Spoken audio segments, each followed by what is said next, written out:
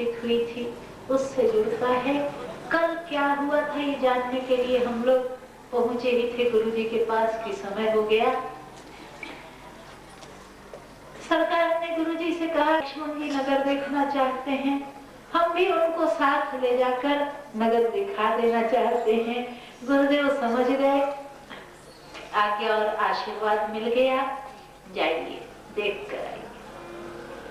बोले जाई देखिया वो नगर, सुख निधान दो भाई, करहु सुफल सबके नयन, सुंदर वदन दिखाई।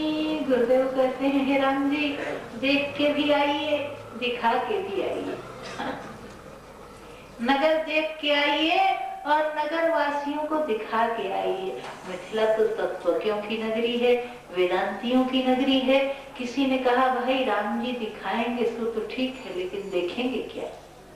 क्या देखने लायक है इनके? जिनके नवनिमेष महाभुवन निकाया, रचे व्यास अनुशासन माया। जिसके संकल्प मात्र से कोटि कोटि ब्रह्मांडों की सृष्टि होती है, वे राम जी मिथिला में क्या देखेंगे? पर गुरु जी कहते हैं कि राम जी देखना भी है और दिखाना भी है। देखना क्या है? कहते हैं राम जी जिनके नेत्र हैं वो तो आपको देखकर अपना जीवन धन्य कर ही लेंगे, पर मिथिला में कुछ ऐसे भी भक्त हैं जिनके नेत्र नहीं हैं और जो आपकी प्रतीक्षा कर रहे हैं, जो आपको नहीं देख सकते। आप उनको एक बार अपनी तरफ से देख लीजिएगा। कौन है ऐसे? कहा बहुत है। ये तो भगवत धाम है ना, अयोध्या, मिथिला, श्री वृंदावन। यहाँ ऐसे ऐसे भक्त हैं जो देख नहीं सकते, जो हिल नहीं सकते, एक जगह खड़े हैं कि ठाकुर जी कब कृपा भरी दृष्टि से हमारी तरफ देखेंगे। कौन है वे? आपने वो दोहा नहीं सुना? जरूर सुना हो कि वृंदावन के वृक्ष की महिमा जान न कोई, डार डार पात सो श्री राधे राधे हुए। वृंदावन के, भगवत धाम के, मिथिला की, अयोध्या के कुएं, बावड़ी, नदी, नाले, वृक्ष, बिटप, पल्लव, लताएं सबके सब चेतन है, चिन्मय है। जिस समय भगवान की लीला का प्रारंभ होता है, देवता, ऋषि, मुनि, महात्मा वृक्ष के रूप में, शिला के रूप में, नाना प्रकार के रूप में। उद्धव जी जब श्री वृंदावन गए थे लौटते थे, कहते थे कि ठाकुर जी हमको वृंदावन की रज का एक कण बना दो, लता बना दो, गुल्म बना दो, औषधि बना दो, कुछ भी बना दो, लेकिन वृंदावन का वास दे दो हमको। कि आसाम हो चरण रेणु श्याम हो श्याम, वृंदावने किमपि गुल्मलतौषधि राम। गुरु जी कहते हैं राम जी मिथिला में प्रतीक्षा कर रहे हैं। आपके भक्त, आपके सेवक कहीं वृक्ष बनकर, कहीं महल में लगा कोई पत्थर बनकर, और कहीं शुक बनकर, कहीं पिक बनकर, नाना रूपों में, जो आपको नहीं देख सकते उनको आप एक बार देख लीजिएगा। श्रीमद् भागवत की कथा में तो भगवान के चरित्र में सहभागी बनने वाले अनेकानेक पदार्थों की चर्चा है, जो जड़ होते हुए भी चेतन हो जाते हैं। आपको बताएं, एक छोटी सी बात याद आ रही है। जिस समय श्याम सुंदर छोटे से हैं, माई की गोदी में खेलने वाले बबुआ, छोटे से बाल गोपाल, और भाई हमको तो ऐसा ही भगवान चाहिए। व्यवहार से अतीत परमात्मा को लेकर हम क्या करेंगे? हमको तो ऐसा परमात्मा चाहिए जो हमारे मन में, हमारे वचन में और हमारे नयन में आता है। राधे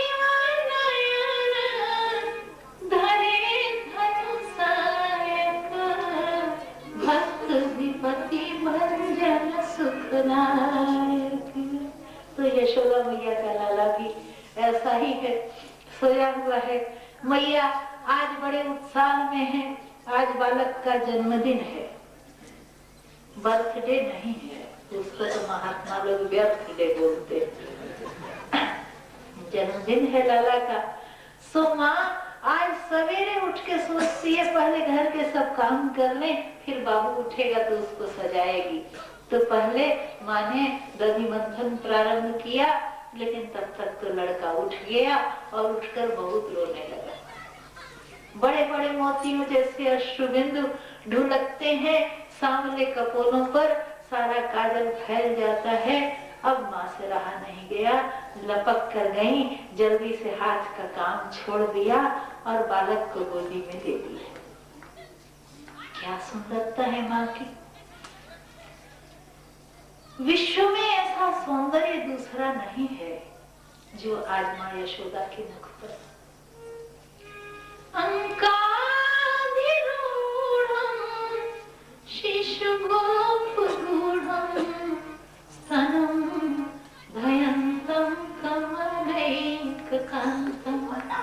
सम्बोधया मां यशोदा गोविंद दामोदर माधवे। माँ आंचल से अपने लाला का मुख ढक कर उसको दूध पिला रही है और बार बार मेरा गोविंद, मेरा दामोदर, मेरा गोपाल कहकर दुलार रही है। क्या सुंदरता है। आज तो भारतवर्ष के नक्शे ही कुछ और हैं। आए दिन कोई न कोई विश्व सुंदरी घोषित हो रही है हमारे भारतवर्ष से, लेकिन हमको लगता है कि हमारे भारत में 2 ही सुंदरियां हुई, तीसरी कहाँ से होगी कोई। ये इतनी सुंदर थी हमारी माँ यशोदा, हमारी माँ कौशल्या। कभी भी भारतवर्ष उऋण नहीं होगा इन 2 माताओं के ऋण से, जिन्होंने श्री राम और कृष्ण जैसे लाल हमारे भारतवर्ष को प्रदान की। ये इतनी सुंदर थी, अद्भुत रूप कि परमात्मा इनका दूध पीने को मचला और गोदी में आया। इतना सुंदर, अद्भुत सौंदर्य। हमारे एक गुरु भाई ने विनोद में कहा करते हैं कि आजकल तो माता कहाँ बालक को दूध पिलाने की सोचती है, बोतल पकड़ा देती है और सोचती है मेरा बेटा श्रवण कुमार निकलेगा। कहाँ से निकलेगा भाई, जिसको जन्मते बोतल दे दी वो तो बड़ा होके भी बोतल का ही भरते निकलेगा। अब बोतल ऐसी पीछे पड़ती है कि जीवन भर पीछे लगी रहती है। जन्मते बोतल पकड़ी, सो जरा बड़े हुए तो आजकल तो स्वागत भी बोतलों से ही होता है, पेप्सी और कोका कोला ये और वो बोतलें ही। थोड़े और बड़े हुए मद की बोतल की आदत लगी और जब क्या बोले अंतिम समय तक सगे संबंधी पूछते हैं क्या हाल है, बाल बच्चे जवाब देते हैं हालत तो ठीक नहीं है, बोतल चढ़ रही है।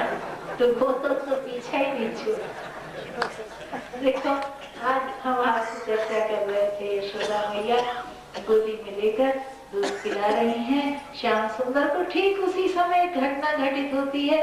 चूल्हे पर दूध चढ़ाया है माँ ने, उसमें उफान आया, उबाल आया, और जैसे उबाल आया माँ ने कन्हैया को जमीन पर बैठा दिया और दौड़ी। उबाल क्यों आया दूध में? बहुत छोटी सी घटना है ये और रोज घरों में घटती है, लेकिन यही घटना जब भगवान की लीला के मध्य में घटती है तो रहस्यमय हो जाती है। हमारे आचार्य कहते हैं, भक्तवत हरिसूरी जी ने भक्ति रसायन में इस प्रसंग की जो टीका की तो कहते हैं कि यदि ये दूध साधारण दूध थोड़े ही है, ये तो पद्मगंधा गौ का दूध है। श्याम सुंदर पीते हैं इसको, माँ ने चढ़ा के रखा है। उबला तो माँ को लगा दूध फैल जाएगा उबल के, तो मेरा बेटा भूखा रह जाएगा, इसलिए माँ दौड़ी। पर कहते हैं हमारे आचार्य की नहीं, इतना ही सच नहीं है। ये पद्मगंधा गौ का दूध नहीं है, ये दूध तो पिछले जन्म का एक महात्मा है। ये तो बाबा जी है जिसने बहुत तपस्या की है कि भगवान हमको स्वीकार करें, और आज दूध के रूप में ये महात्मा भगवत भोग्य होने वाला है। आज भगवान इसको स्वीकार करने वाले हैं। तो उबाल क्यों आया? कहा जब भगवान चले गए, मैया के आंचल में घुस गए और माँ का दूध पीने लगे, तो महात्मा को बड़ी वेदना हुई कि देखो मैया के अमृत में दूध से पेट भर जाएगा तो ठाकुर जी तो हमको पूछेंगे ही नहीं, और हम फिर इसके उसके सामने डाल दिए जाएंगे। मेरी इस जन्म की भी तपस्या लगता है कि व्यर्थ चली जाएगी, भगवान हमको स्वीकार नहीं करेंगे, तो इससे तो मर जाना अच्छा है। इसी वेदना के मारे आज में कूद के जल मरना चाहते थे वो दूध रूपी महात्मा। तो श्लोक आता है सत्यानंद यशोदयक्षितम, भगवान ने अपने यश का विचार किया, अपनी दया का विचार किया और यशोदयक्षितम, यशोदा मैया को प्रेरणा दी कि जाओ हमारा भक्त मर रहा है, जरा उसको बचाओ। तो यशोदा मैया दौड़ के गई और जल के छींटे दिए दूध में, और तब महात्मा जी को अपनी गलती का भान हुआ कि हमने तो ठाकुर जी को रुला दिया, हमने तो अपने स्वार्थ के लिए प्रियतम के सुख में बाधा डाल दी। तो अभी थोड़ा कर्मक्षय और होगा, थोड़ी और तपस्या करनी पड़ेगी, तब भगवान मिलेंगे। तो मुंह लटका के फिर से दूध महाराज कढ़ाई में बैठ गए और फिर तपस्या करने लगे। तो अभिप्राय ये कि भगवान की लीला में जड़ तो कोई है ही नहीं, सब चेतन है, और भगवान ने गुरु जी की आज्ञा का पालन किया। तो स्वामी जी कहते हैं सब तरफ देखा, लवनी में समान भुवन निकाया, लवनी में समान भुवन निकाया, रचे जासु अनुशासन माया, भगति है तू सोई दीन दयाला, भगति है तू सोई दीन दयाला, चितवत चकित धनुष मख सा। जिस समय मिथिला की गलियों में सरकार निकले हैं, लोग उन्मत्त हो गए, पागल हो गए, सड़कों पर निकल आए। धरे धाम काम सब त्यागी, मनहु रंग निधि लूटन लागी। यहाँ पर बाबा जी बहुत ही सुंदर एक चित्र प्रस्तुत करते हैं। कहा बीच में वो राजमार्ग है जिससे दोनों भैया जा रहे हैं। जो पुरुष थे वे तो सड़कों पर चले आए और भगवान के मंगलमय रूप का अवलोकन किया, जीवन को धन्य किया। पर जो मिथिला की कुलवधुएं हैं, जो नहीं आ सकती हैं उस समय की परंपरा के अनुसार सड़कों पर, उन्होंने क्या किया? बोले जुवती न भवन झरोखनी लागी, जुवती न भवन झरोखनी लागी, निरखहि राम रूप अनुरागी। ये अपने अपने महलों के झरोखों से लगती हैं, दोनों ओर खिड़कियां हैं, उससे झांक कर भी ठाकुर जी के मंगलमय रूप का दर्शन कर रही हैं और आपस में वार्तालाप भी कर रही हैं। नारी जाति को एक समय में 2 कार्य निपटा लेने का वरदान मिला हुआ है विधाता की ओर से। कथा सुनते सुनते सखी सहेलियों की सब खोज खबर मालूम हो जाती है, स्वेटर तैयार हो जाते हैं। तो ये भी भगवान को देख रही हैं और आपस में वार्तालाप भी कर रही हैं। हमारी बहनें कई जगह, यहाँ तो नहीं देखा हमने, लेकिन कई जगह देखा है, वो सामने में बैठ के स्वेटर बुनती रहती हैं, कथा सुनती रहती हैं। फिर हम बीच में कभी कभी टोक भी देते हैं कि देखिए हम तो फंदे छुड़ाने वाली बात कर रहे हैं, आप फंदे डाल रही हैं, तो फिर ठीक बात नहीं है। पर इनकी वार्तालाप का विषय कुछ दूसरा नहीं है। भगवान का दर्शन कर रही हैं और उन्हीं की चर्चा कर रही हैं। और देखिए कितनी सुंदर और प्यारी चर्चा है इनकी।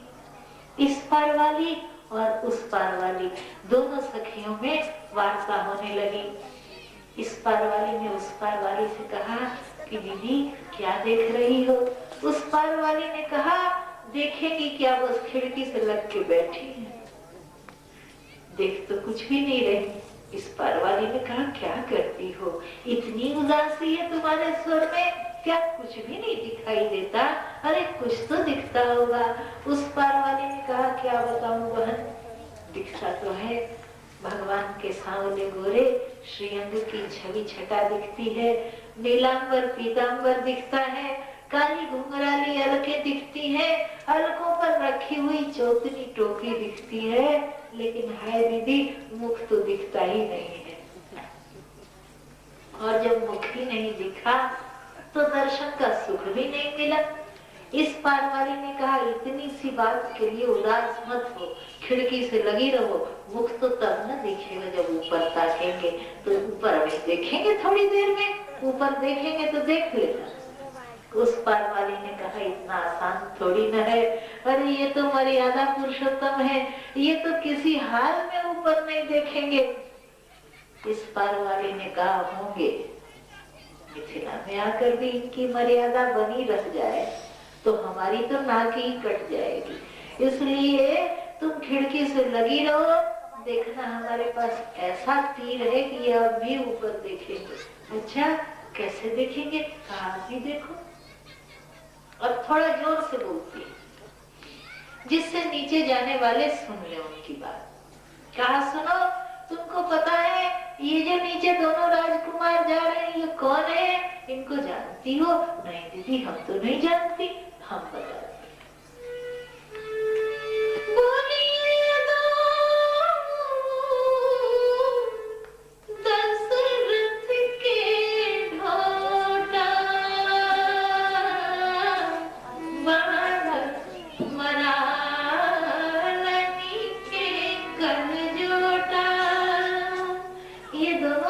दशरथ जी के राजकुमार हैं।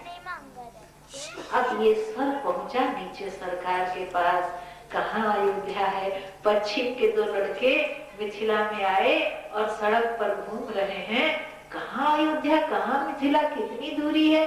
अचानक ऊपर से किसी ने कहा कि अरे अरे ये तो उनके लड़के हैं, तो क्या एक बार ऊपर नहीं देखेंगे कि कौन हमारे पिताजी का नाम ले रहा है, कौन हमको पहचानने वाला यहाँ है?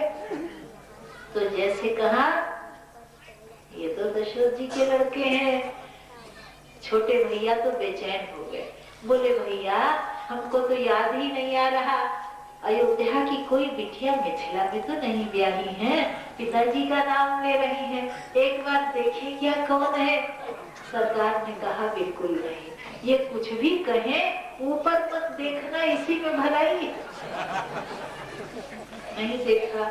उस पार वाली ने कहा दीदी तुम्हारा तीर तो किसी काम का नहीं है, इन्होंने तो देखा ही नहीं।